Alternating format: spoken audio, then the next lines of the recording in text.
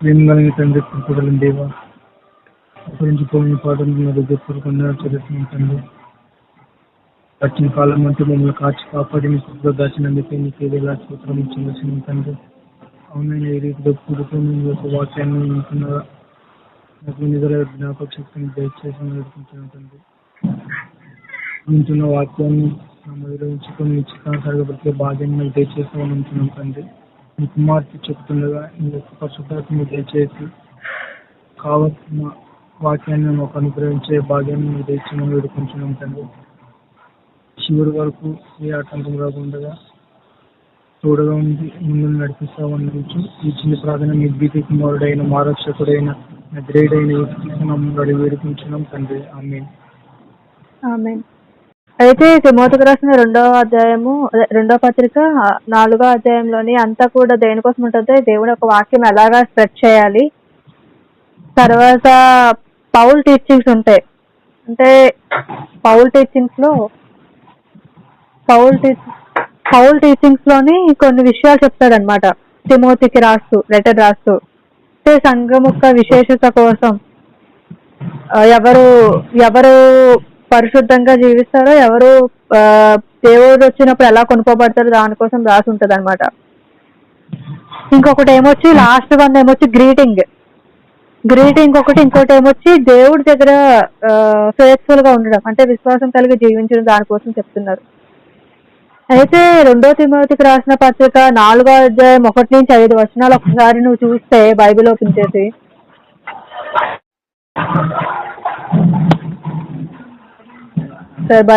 చేసి చూసినట్టయితే స్టార్టింగ్ 1 నుంచి 5 వరకు కూడా 5 వర్సెస్ కూడా దేవుడు ఒక వాక్యాన్ని స్ప్రెడ్ చేయమని చూపిస్తున్నారు. అంటే అక్కడ చెప్తున్నారు దేవుడు ఒక వాక్యాన్ని ఎలాగా మనం ఇతరులకు నేర్పించాలి, ఎలా స్ప్రెడ్ చేయాలని. అయితే ఇక్కడ ఏం చెప్తున్నారంటే ఈ 5 వచనాలు కూడా దేవుని ఎదుటను సజీవులకును మృతులకును తీర్పు తీర్చి యేసుక్రీస్తు ఎదుటను ఆయన ప్రత్యక్షతో తోడు, ఆయన రాజ్యము తోడు నేను ఆనబెట్టే చెప్పినదేమనగా వాక్యమును ప్రకటించుము, సమయమందును అసమయమందును ప్రయాసపడుము, సంపూర్ణమైన దీర్ఘశాంతంతో ఉపదేశించు, ఖండించుము, గద్దించుము, బుద్ధి చెప్పము.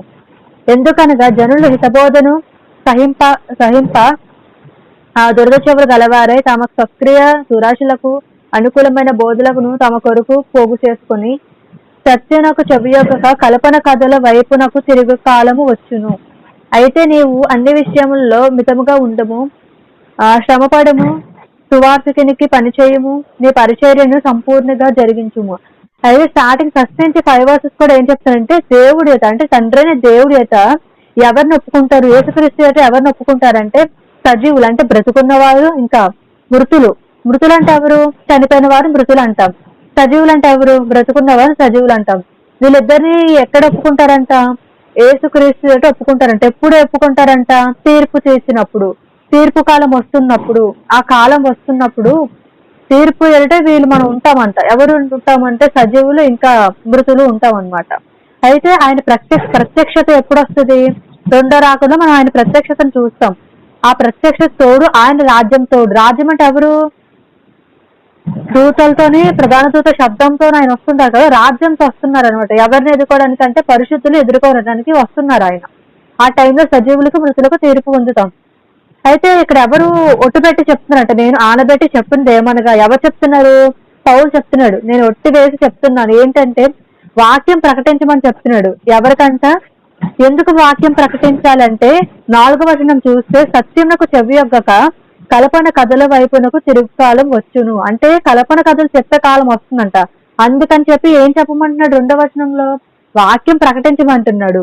ఇంకా సమయం ఉన్నప్పుడు అసమయమందు అంటే సమయం ఉన్నప్పుడు, సమయం లేనప్పుడు కూడా ప్రయాసపడమని. దేనికోసం ప్రయాసపడాలంటే వాక్యం ప్రకటించడానికి ప్రయాసపడమని చెప్తున్నాడు.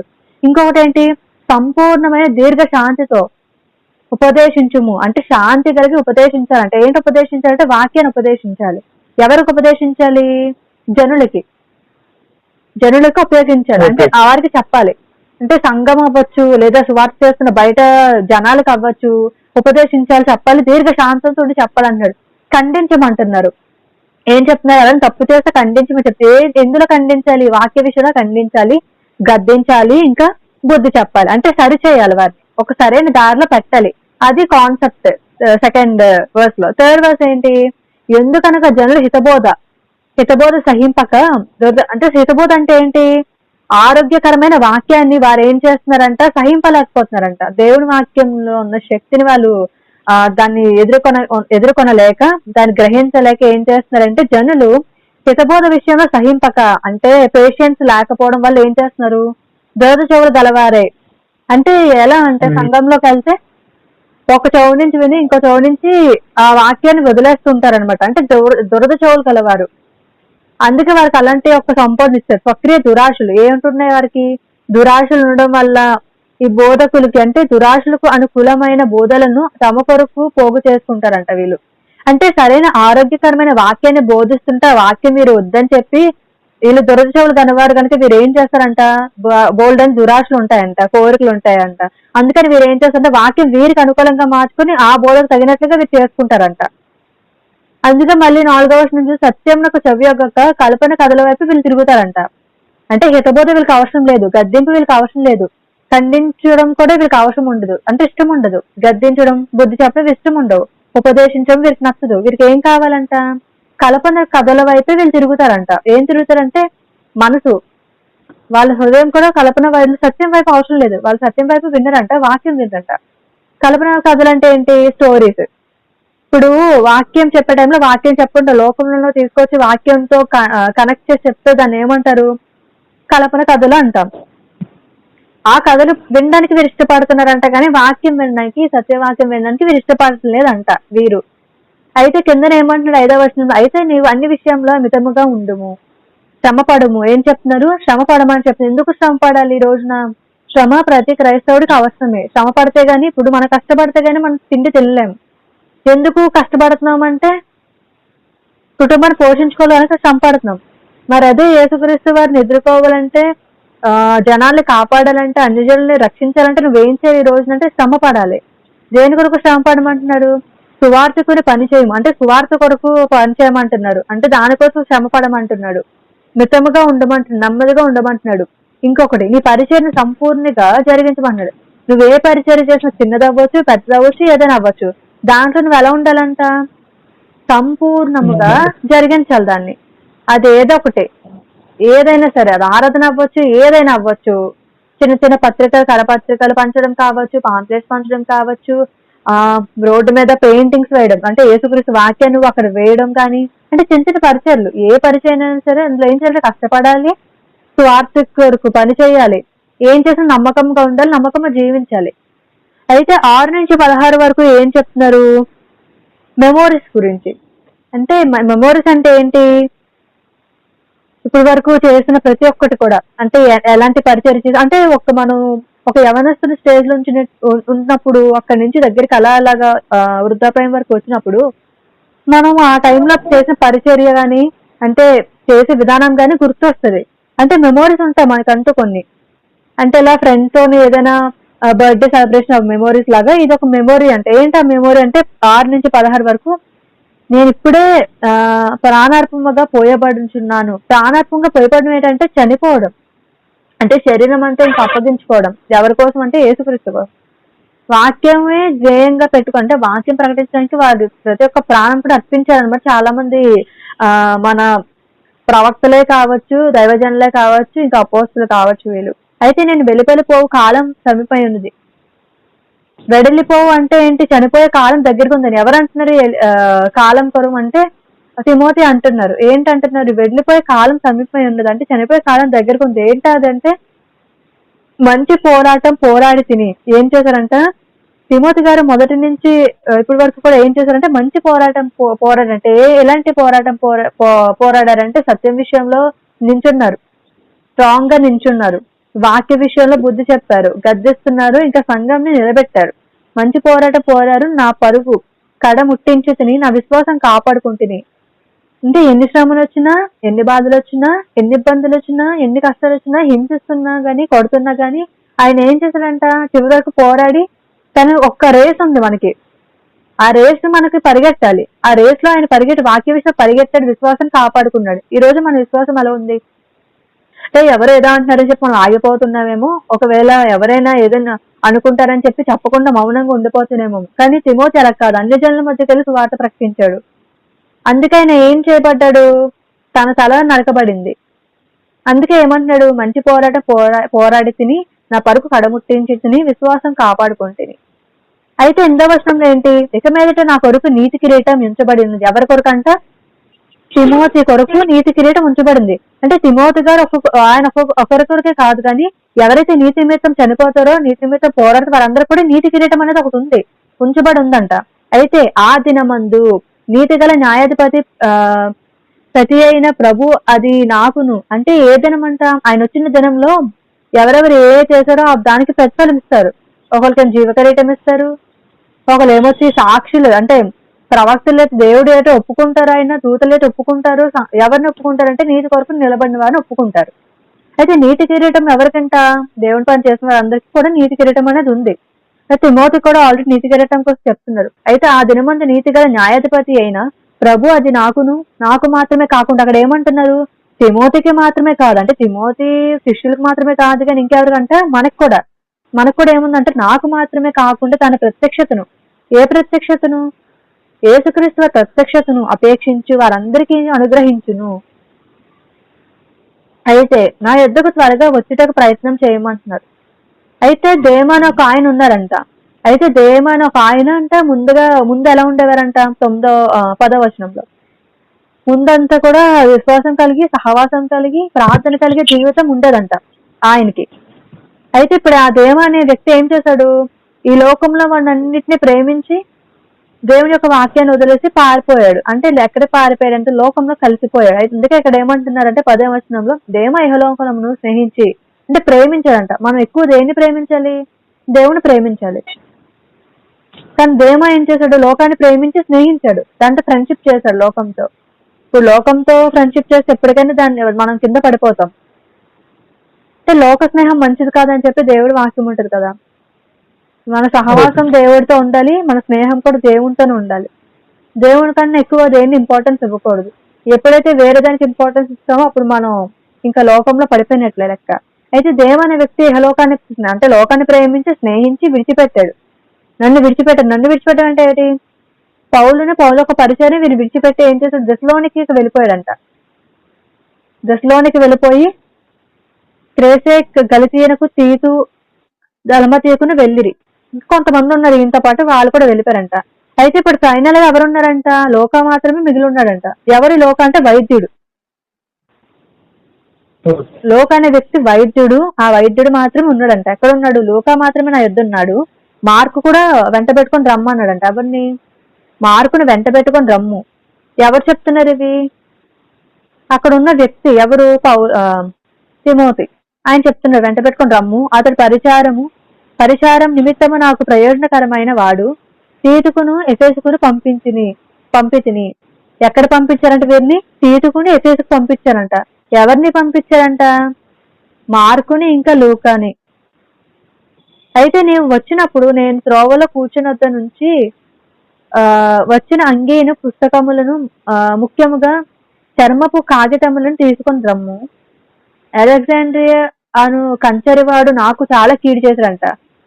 అయితే ఒకడేమొచ్చి లోకంలో కలిసిపోయాడు, ఇంకొకడేమొచ్చి ఏం చేశాడంట, ఈయనతో పాటే ఉండి పరిచర్లో ఉండి దేవుని యొక్క సేవలో ఉండి ఏం చేశాడంట, ఆయన ఒక అలెగ్జాండ్రియా అనే ఒక కంచరివాడు ఏం చేశాడంటే కీడు చేశాడంట. ఎవరికి కీడు చేశాడు, తిమోతికి కీడు చేశారు.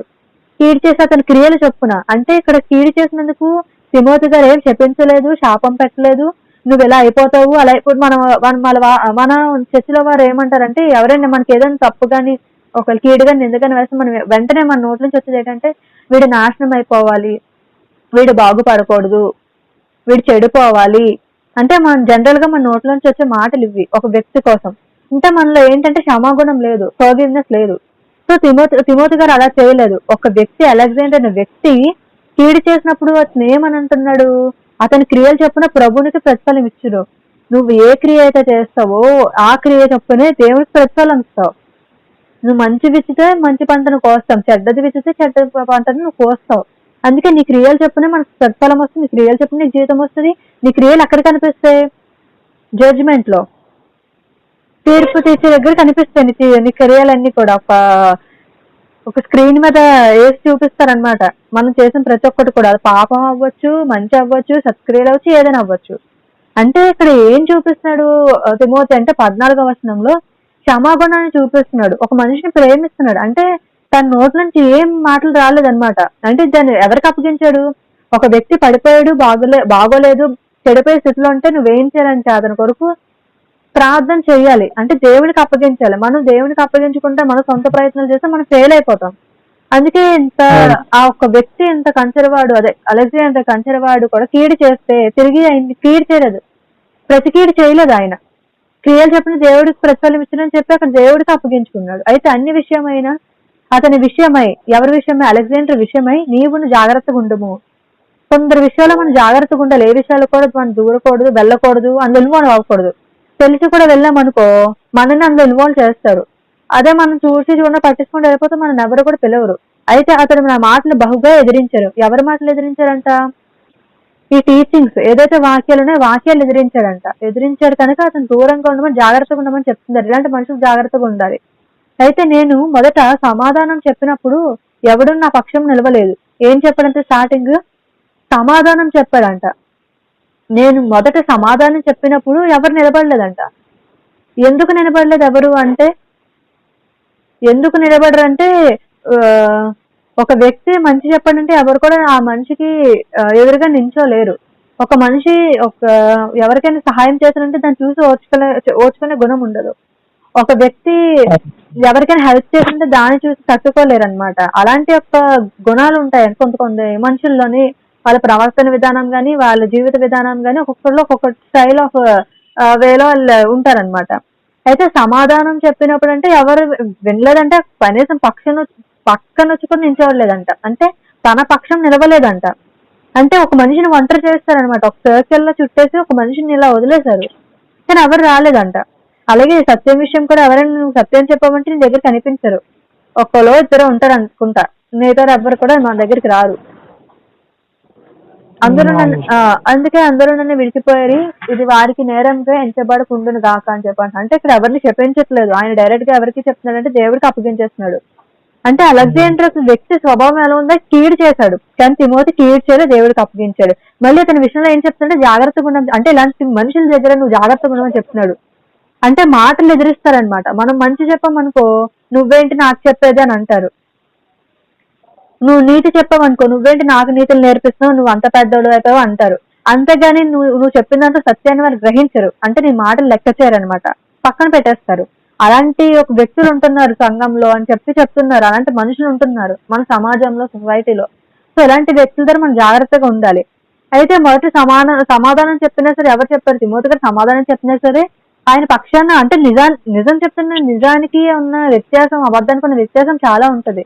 అంటే ట్రూత్ చెప్తున్నప్పుడు పక్షాన ఎవరు నిల్చోలేదంట, విడిచిపోయారంట, వదిలేసి వెళ్ళిపోయారంట. ఇది వారికి నేరంగా ఎంచబడకుండా కాక అని అంటున్నారు. అంటే నేరం రాకుండా ఇక్కడ ఏం చెప్తుందంటే నేరం వాళ్ళ మీద రావాలని కూడా చెప్పట్లేదు, నేరముగా ఎంచబడకుండును గాక అని చెప్పి వదిలేస్తారు. ఇక్కడ అంతా కూడా ఏంటంటే అప్పగించేస్తున్నారు దేవుడికి. అయితే 17-18 కూడా దేవుడు ఎంత గొప్పవాడో, ఎంత విశ్వసనీయమైన గుణం కలిగిన వ్యక్తి అని దేవుడి కోసం చెప్తున్నాడు. అంటే దేవుడు ఎంత గొప్పవాడు అని చెప్పి దేవుడి కోసం మాట్లాడితే ఎక్కడ 17-18 అయితే నా ద్వారా సువార్త పూర్ణముగా ప్రకటింపబడి నిమిత్తమును అన్యజనులందరూ దానిని విని నిమిత్తము ప్రభు నాకు ప్రక్క నిలిచి నన్ను బలపరిచిన గనుక నేను సింహము నోటి నుండి తప్పింపబడి తిని, ప్రభు ప్రతి దుష్కార్యం నుండి నన్ను తప్పించి తన పరలోక రాజ్యంకు చేరినట్లు నన్ను రక్షించి యుగయుగములు ఆయనకు మహిమ కలుగును కాక ఆమెను అంటున్నాడు. అంటే ఇక్కడితో తను ముగించేశాడు, అంటే తన జీవితం అయిపోయింది, ఇంకా చనిపోయాడు అనమాట. చనిపోయాక రాస్తున్న మాటలు అనమాట. అయితే ఎప్పుడు ఇవంతా జరిగింది, ఇదంతా అవుతుందంటే రోమా ఉన్న టైంలో, అంటే 64 AD లో ఉన్నప్పుడు రోమాలో కాల్చిబడి ఉందన్నమాట స్థలం అంతా. సో అలాంటి ఒక టైంలో ఉన్నప్పుడు ఇవన్నీ జరుగుతున్న ఇన్సిడెంట్స్. అయితే ఆ టైంలో ఎవరున్నారంటే న్యూరా అనే వ్యక్తి ఉన్నారు, క్రూరమైన వ్యక్తి, యూదులంటే ఇష్టం లేని వ్యక్తి. రక్తం అంటే ఇంకా నేల మీద ఎక్కడ పడితే అక్కడ పారుతుంటదంట. అంత ఘోరమైన ఒక హింసకుడు, దూషకుడు అని అంటారు కదా. పౌలుకు ఆ మాట చెప్పారు, అంటే పౌలుకు ఒక మాట, హింసకుడు దూషకుడు కానీ దేవుని కొరకు మారిన ఒక వ్యక్తి. అయితే దానికున్న గౌరవమైన వ్యక్తి వీడు. అంత్యక్రీస్తు ఎట్లాగో వీడు అట్లాగనమాట. అలాంటి ఒక స్పిరిట్ లాంటి ఒక స్పిరిట్ వర్క్ చేస్తాయి అనమాట. అలాంటి ఒక వ్యక్తి ఆ టైంలో ఉన్నప్పుడు ఆ వ్యక్తి ఓర్చుకోలేక ఏం చేశాడంటే చంపించాడు. ఇంకెలాంటి వారు ఉండకూడదు, సత్యం వినకూడదని. అయితే ఇక్కడ ఏంటి కనిపిస్తుంది, సువార్త ఏమొచ్చి సంపూర్ణంగా చేయాలి, అంటే పరిపూర్ణంగా ప్రకటించాలి అన్యజనులకి. ఎవరికంటే అన్యజనులకి ప్రకటించాలి, అంటే వారిని వినేటట్టుగా మనం ప్రకటించాలి. అంటే ప్రభు పక్కన అంటే ప్రభు పక్కన నిలిచి నన్ను బలపరిచింది కనుక నేను సింహము నోడు అనేది అంటే ఏంటంటే భయంకరమైన క్రూరమైన మనుషుల దగ్గర నుంచి దేవుడు తప్పించాడంట. ఎవరిని? తిమోతిని. అందుకే నేను సింహపు నోటిని తప్పింపబడి తిని ప్రభు ప్రతి దుష్కార్యం నన్ను తప్పించాను. దుష్కార్యం అంటే ఏంటి? దేవుడికి అగెనిస్ట్ గా ఉండడం. దుష్కార్యం అంటే దేవుడికి ఇష్టమైన పనులు చేయడం, హేయ క్రియలు చేయడం, దీని దుష్కార్యం అంటారు.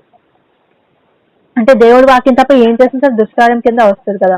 సో ప్రభు ప్రతి దుష్కార్యం నుండి నన్ను తప్పించి తన పరలోక రాజ్యంలోకి చేరినట్లు, అంటే వీటన్నిటి నుంచి కూడా ఆయన తప్పించాడు. ఎవరిని తప్పించాడు? ఒకరు దేవుని ప్రేమిస్తే, దేవుడి మీద నిజంగా మనకి ప్రేమిస్తే, దేవుడి మీద మనం ఆధారపడి ఉంటే దేవుడు మనం విడిచిపెట్టాడు కనుక లాస్ట్ చనిపోయిన వరకు దేవుడు మనల్ని ఏం చేస్తాడు? తన రెక్కల కింద భద్రపరుస్తారు, క్షేమంగా ఉంచుతారు. అలాగే తిమోతి అనే వ్యక్తిని కూడా ఏం చేశారు? ఆయన పరిచర్య, అంటే యేసుక్రీస్తు సువార్త ప్రకటింపబడే వరకు కూడా ఆయన ఉంచారు. చనిపోయిన వరకు కూడా ఆయనతో పాటే ఉన్నాడు. అయితే ప్రతి ఒక్క దుష్కారం నుంచి కూడా దేవుడు తప్పించాడు. ఎవరిని? తిమోతిని తప్పించారు. తర్వాత పరలోక రాజ్యం అంటే హెవెన్ ఉంది కదా, పరలోక రాజ్యంకి చేరినట్టు ఆయన రక్షించును యుగయుగములు, అంటే తరతరాలు కూడా ఆయనకు మహిమ కలగాలని చెప్పి ఇక్కడ మాట్లాడుతున్నారు. ఇప్పుడు మనం ఎంత సేవ చేసింది ఎవరి కోసం చేస్తున్నాము? దేవుని యొక్క రాజ్యం కొరకు స్థిరపడాలని, దేవుని యొక్క రాజ్యం రావడానికి, ఆయన మహిమపరచడానికి. మనం ఎక్కడ చూసినా సరే దేవుడిని మహిమపరచాలి కానీ మనుషులు వాళ్ళు మహిమపరచకూడదు, గణపరచకూడదు, పొగడకూడదు. దేవుడికి మాత్రమే ప్రాధాన్యత ఇవ్వాలి, దేవుడికి మాత్రమే మహిమ కలగాలి. దేవుడికి మాత్రమే ఏం కలగాలంటే ప్రత్యక్షత ఆయన కొరకే, అంటే ఆయన మాత్రమే, ఇంకెవరికి కూడా మనం ఎక్కువ ఇంపార్టెన్స్ ఇవ్వకూడదు. ఇప్పుడు మన వాళ్ళు ఏం చేస్తారంటే హీరోకి హీరోయిన్ కి ఇంపార్టెన్స్ ఇస్తారు, కామన్ కదా. లేదంటే స్టేటస్ లోని అంటే వాళ్ళు ఫోటోలు పెట్టుకుంటారు, ఇంకేవో చేస్తారు, అది వాళ్ళ ఇష్టం. సో ఎవరి పర్సనల్స్ వాళ్ళవి. కానీ ఎక్కువ వాళ్ళు ఎవరిని ఇష్టపడతారంటే దేవుని కంటే సెలబ్రిటీస్ ఇప్పుడు ఎక్కువ వాల్యూ ఇస్తారు, ఇంపార్టెన్స్ ఇస్తారు. ఒక సినిమా రిలీజ్ అయితే వెంటనే పరిగెట్టి వెళ్ళిపోతారు, మూవీస్ చూస్తారు, అంటే వరల్డ్ టైప్. కానీ మనం క్రైస్తవులుగా మనం ఏం చేయాలంటే దేవుడి కొరకు నిలబడాలి. అది ఫస్ట్ మనం దేవుడికి ఇచ్చే ప్రయారిటీ, అంటే దేవుడికి మహింపరచబడాలి. ఇప్పుడు అందరూ కూడా ఏం చేస్తారంటే ఎక్కువ సేవకుల్ని ఇంపార్టెన్స్ ఇచ్చి వాళ్ళని ఎక్కువ ప్రేయర్ చేస్తున్నారు, దేవుడికి తగ్గించేశారు. అంటే దేవునికి ఇవ్వాల్సిన స్థానం ఎవరికి ఇచ్చారంటే సేవకులకి ఇచ్చారు. ఇప్పుడు సేవకులు దేవుడి స్థానం నుంచోబెట్టి దేవుడిని కింద స్థానంలో ఉంచుతున్నారు. సో అలా మనం చేయకూడదు. శిష్యులు ఎవరు కూడా అలా చేయలేదు, దేవునికి ఇంపార్టెన్స్ ఇచ్చారు, దేవుడి కొరకు బ్రతికారు, దేవుడి కొరకు చనిపోయారు. నువ్వు సేవ చేయంటే సేవ చేశారు, వివాహం చేసుకోదంటే వివాహం చేసుకోలేదు, అంటే ఖచ్చితమైన సేవ చేశారు, నిలబడ్డారు అనమాట వారు దేవుడి కొరకు. అందుకే దేవుడిని మహింపరచారు. ఎక్కడికి వెళ్ళా వారు దేవుడిని మహింపరచారు, ఎవరిని కనపరచలేదు, దేవుడిని కనపరిచారు. ఇదనమాట ఈ 17 దేవుడు చెప్తుంది. దేవుడు అంత గొప్పవాడు, దేవుడు అంత నీతి అయిన వాడు ఇక్కడ మనకు అనిపిస్తుంది. అయితే 19 నుంచి 22 కూడా ఫేర్వెల్ అనమాట, అంటే గ్రీటింగ్స్ చెప్తున్నారు. ఎవరికి గ్రీటింగ్ అంటే కొంతమంది యాడ్ అవుతుంటారు, కొంతమంది శిష్యులు, చాలా మంది శిష్యులు ఉన్నారు. అంటే మనకి ఏం చెప్తారంటే 12 మంది శిష్యులు మాత్రమే ఉన్నారు, ఇంకెవరు మనకి ఉండరు అని చెప్తుంటారు. చాలా మంది శిష్యులు ఉన్నారు, కాకపోతే బైబిల్లో కొన్ని పేర్లు లేవు, కానీ చాలా మందికి శిష్యులు ఉన్నారు. ఒక్కొక్క ఎక్కడికి వెళ్ళినా సరే దేవుడు ఏం చెప్పాడంటే డిసైపుల్స్ కి, అంటే శిష్యులకి ఏం చెప్పారు, ఎక్కడికి ఏ దేశానికి వెళ్ళినా ఎక్కడికి ఏ రాజ్యానికి వెళ్ళినా అందరినీ కూడా శిష్యులుగా చెయ్యండి అని చెప్పి అన్నారు ఆయన. అంతేగాని మీరు మాత్రమే శిష్యులు అని చెప్పి ఆయన ప్రకటించారు. అందరూ శిష్యుల కిందనే చూడమన్నారు, ప్రకటించమన్నారు. ఇంకా వారు ఏదైతే టీచింగ్స్ నేర్చుకున్న టీచింగ్స్ అవి కూడా ఇతరులకు బోధించమని చెప్పారు వారు. అయితే ఇక్కడ గ్రీటింగ్స్ ఎవరికంటే కొంతమంది వస్తున్నారు, కొంతమంది తెలిసిన వాళ్ళు ఉన్నారు, కొంతమంది తెలియని వారు ఉన్నారు. అయితే 19 to 22 ఏంటంటే ప్రిస్కిల్లా అకూలా, నీకు తెలుసు కదా, ప్రిస్కిల్లా అకూలా ఓనేసిఫోరు ఇంటి వారిని నాకు వందనములు. ఈ ప్రిస్కిల్లా అకూలా వారు ఎవరికి ఇచ్చేసారంటే పౌలు ఉన్న టైంలోని ఈ అకూలా ప్రిస్కిల్లా వారు చాలా సహాయపడ్డారు. అంటే భర్త భార్య వాళ్ళకున్న ఏంటంటే బాండింగ్ కానీ, అంటే దేవుడి పట్ల ఉన్న కానీ విశ్వాసం కానీ, రెస్పాన్సిబిలిటీస్ కానీ, ఇవన్నమాట వారు చాలా మంచిగా రిసీవ్ చేస్తున్నారు సేవకుల్ని. ఈ రోజు సేవకులు ఇంటికి వస్తే చాలు మన వాళ్ళు పక్కకి పారిపోతుంటారనమాట. అవును. అంటే భయమో భక్తో నాకు తెలియదు కానీ అంటే సేవకు ఇవ్వాల్సిన గౌరవం ఇవ్వాలి. కానీ మన వాళ్ళు ఏంటంటే కొంచెం అత్తెలివిలాగా ప్రవర్తిస్తుంటారు కదా. ఈ అకుల ప్రిస్కిల వారు మంచిగా సేవ చేశారు. భార్యాభర్తలు అంటే వీళ్ళకి ఒక పేరు దేవుడు బైబిల్లో ఇచ్చాడంటే వారంతా బాగా సేవ చేస్తుంటే దేవుడు వాళ్ళని ఇక్కడ లెక్కిస్తారు. సో వాళ్ళు వీళ్ళున్నంత వరకు వారికి ఆతిథ్యం ఇచ్చారు. అంటే వారికి తిండి గాని అంటే ఫుడ్ గాని సువార్త పనిలో నేను కూడా సహాయం చేస్తాము, మేము మీ కొరకు మేము నిలబడతాము, మీరు ఎక్కడికెళ్ళి మేము అక్కడికి వస్తాము అని చెప్పి వీరు ఒకరు నిలబడ్డారు. ఆ నిలబడిన ఎవరు భార్య భర్త, ఇంకొక ఆయన ఉన్నారు ఒనేసిపోరు. అంటే ఈ ఇంటి వారందరికీ ఏం చెప్తుంటే వందనాలు చెప్తారు, గ్రీటింగ్స్ చెప్తున్నారు. ఇప్పుడు ఒక వ్యక్తి నువ్వు కష్టంలో ఉన్నప్పుడు నువ్వు వారికి సహాయం చేసినప్పుడు నువ్వు కష్టంలో ఉన్న వ్యక్తి నీకు సహాయం చేశాడు అనుకో, గ్రాటిట్యూడ్ అనేది ఉంటది. అదే నువ్వు సహాయం చేసి నువ్వు ఒక దేని స్థితిలో ఉన్నప్పుడు నీకు ఎవరో వచ్చి సహాయం చేయకపోతున్నప్పుడు మనం ఎలా ఉంటది ఫీలింగ్? చాలా నీరసం. ఇంకా మనకి మాటలు కూడా రావు. ఏమనుకుంటా అనవసరంగా హెల్ప్ చేసామంట. కానీ ఇక్కడ అలా కాదనమాట. అంటే ఇక్కడ దేవుని ప్రేమను చూపించడానికి అకుల ప్రిస్కిల్ల వారు ఇంకా ఒనేసిపోరు గారు ఏం చేశారంటే వచ్చిన ప్రతి ఒక్కరు కూడా ఆది ఫుడ్ అది పెట్టారు, మంచిగా రిసీవ్ చేసుకుని వీరు కూడా సేవ చేశారు. ఎక్కడికి వెళ్తే అక్కడికి ప్రతి ఒక్క స్థలంకి వెళ్ళారు. అంటే వీరు అంత బాగా సేవ చేశారు కానీ వారికి వందనాలు చెప్తారు, అంటే గ్రీటింగ్స్ చెప్తున్నారు, కృతజ్ఞత చెప్తున్నారు. అయితే ఎరాసు కొరింథీలో నిలిచిపోయాను, అంటే కొరింథీలో కొంతమంది నిలిచారు. ఎరాసు అనే ఒక వ్యక్తి కొరింథీ పట్టణంలో నిలిచిపోయాడంట, అక్కడ ఉన్నాడంట. తనకి ఇంకా ట్రోఫియు రోగి అయినందున, అంటే ఆయన రోగి ఉన్నాడంట. మరి ఎందు నిమిత్తం రోగి ఉన్నారో అంత కాంటాక్ట్ మనకి క్లియర్ గా లేదు కానీ ఈ కాంటాక్ట్ ఒకటి కనిపిస్తుంది. ఆయన రోగి ఉన్నందుకు అతనికి మిలేతులో విడిచివచ్చి తిని, ఎవరు విడిచిపెట్టారంట? ఈ ఎరస్సు అనే కొరింథీలో నిలిచిపోయిన ఈ త్రోఫై అనే వ్యక్తి ఏమొచ్చి రోగి అన్నట్టు అక్కడ ఉండిపోయాడంట. వీళ్ళందరూ కూడా జ్ఞాపకం చేసుకుని, అంటే మాకు సహాయం చేసిన వారందరూ పేరుని కూడా జ్ఞాపకం చేసుకుని వారికి ఏం చేస్తున్నా గ్రాటిట్యూడ్ చూపిస్తాం అనమాట. అయితే శీతాకాలం రాకమునుపు నీవు వచ్చుటకును ప్రయత్నం చెయ్యము. ఎవరికి చెప్తున్నారంటే జబూలు, పూదే, లీను, కౌదియాయు సహోదరులందరినీ నీకు వందనం చెప్పుతున్నారు. వీరందరూ ఏంటంటే వందనం చెప్తున్నారంట. అంటే శీతాకాలం లోపు, అంటే వింటర్ సీజన్ రాకముందు వీరందరినీ ఇక్కడ రావడానికి ప్రయత్నం చేయమంటున్నారు. ఎందుకంటే ఇంకా సేవా పరిచయం చేయడానికి చాలా ఉంది, అంటే చాలా వరకు వీరు ఇంకా ప్రకటించాల్సిన చాలా ఉందన్నమాట. అందుకని వీరికి ఏం చెప్తారంటే మీరు త్వరగా ఇక్కడ రండి.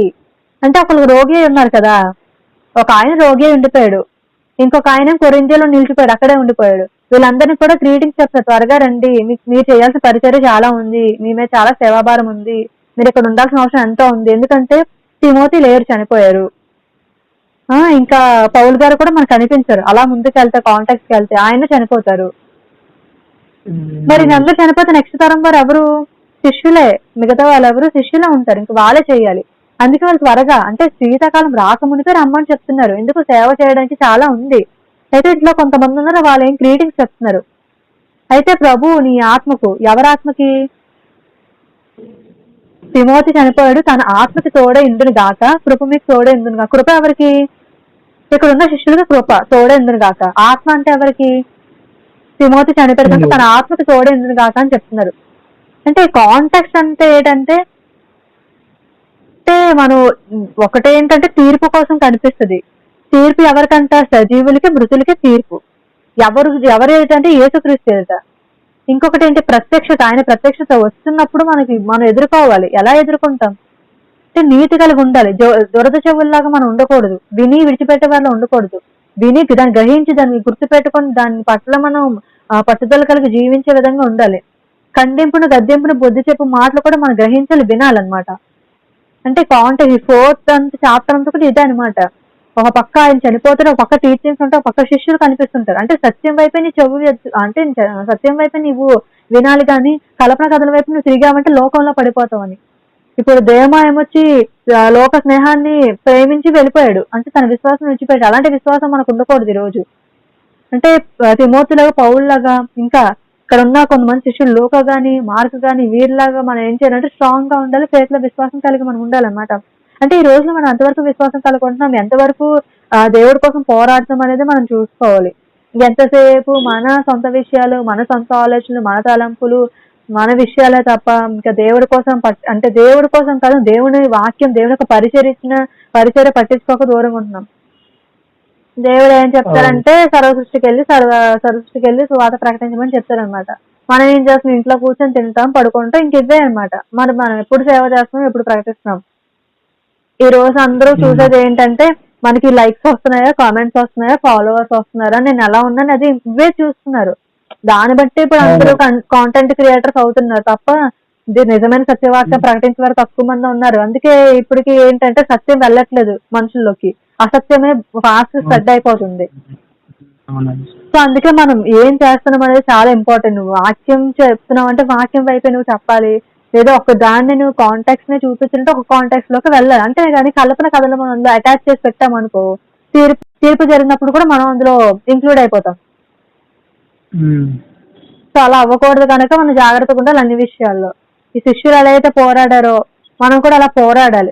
అంటే ఈ తరానికి నువ్వేం చెప్పాలనుకుంటున్నావు? నోవా తరంలో ఆయన నీతిమంతుడే ఎంచుకున్నాడు దేవుడు కనుక ఫ్యామిలీని రక్షించుకోగలిగాడు. అంటే ఈ రోజు మనం ఎంతవరకు నీతిగా ఉంటున్నాం?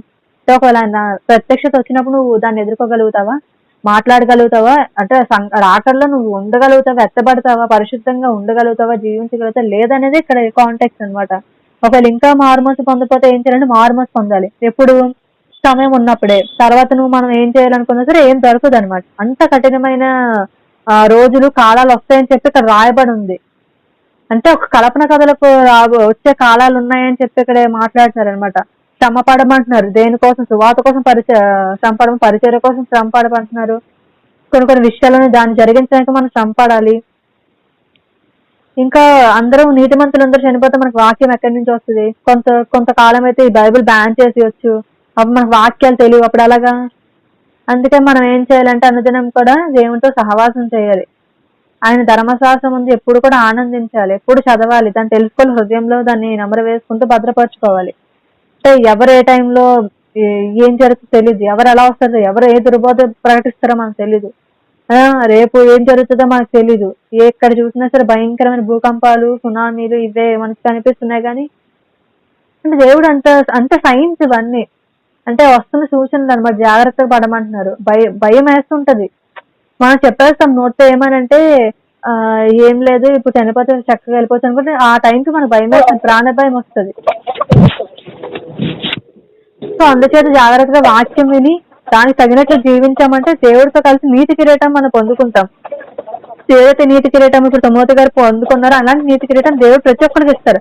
ఆయనకు ఒక్కరికి ఇస్తానని చెప్పట్లేదు, నాకు మాత్రమే కాకుండా తన ప్రత్యక్షతను అపేక్షించి వారందరికీ అనుగ్రహింపబడి అంటున్నారు. ఈ రోజు నీకు నీతి కిరీటం కావాలంటే నువ్వేం చేయాలంట? శ్రమపడాలి, సువార్త ప్రకటించాలి, ప్రయాసపడాలి, భారం మొయ్యాలి. ఇవేమి చేయకుండా జస్ట్ ప్రార్థన చేసుకొని వాక్యం వింటే సరికాదు, మన వరకు చేయాల్సిన పని మనం కూడా చేయాలన్నమాట. ఇది దేవుడు మనకు చెప్తున్నాడు. ఈ వాక్యం అర్థమైనట్లయితే దేవుడు ఈ వాక్యాన్ని, చిన్న వాక్యం దేవుడు వినికిడిలో మన వీటిలో దేవుని జీవించి ఆశ్రయించును గాక. ఆమేన్.